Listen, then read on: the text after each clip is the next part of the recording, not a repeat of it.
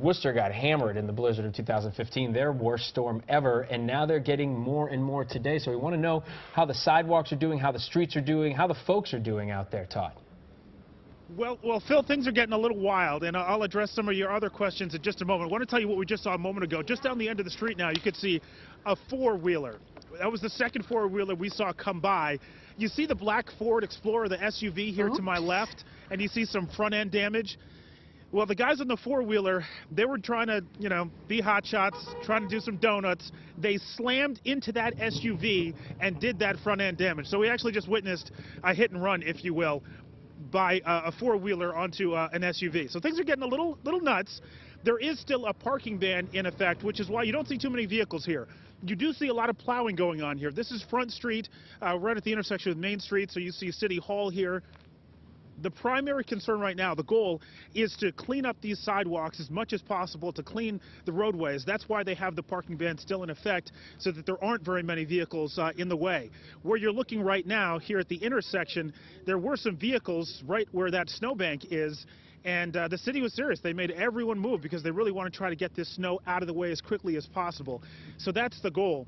They have about 360 pieces of equipment moving the snow as much as possible. Over the weekend, they moved some of the big mounds of snow from the blizzard to snow farms outside of the city.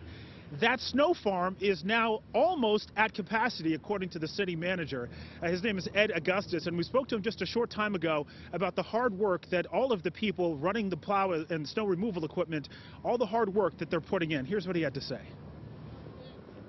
What a lot of people don't realize, our snow plowers and salters and sanders in the city of Worcester are also normally our sanitation workers, our water and sewer employees, our sign shop guys who make the street signs. So they have all regular jobs. So there were people who are literally plowing the snow from 3:30 this morning until 7. Then they're going out picking up trash. Then they're going to get back into a truck and plow some more after that's over. So these are some phenomenally hardworking employees who we are really pushing to the limit in terms of keeping up not only with the snow removal efforts, but all the other city functions that people rely on, like the sewer, water, and sanitation crews.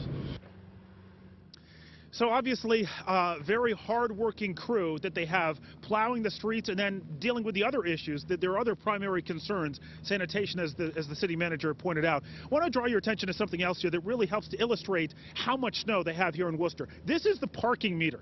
As you can see, the snow is pretty much up to the base of the parking meter.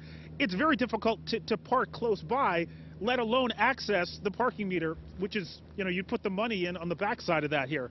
You can't even do that. That's how much snow we have here in Worcester.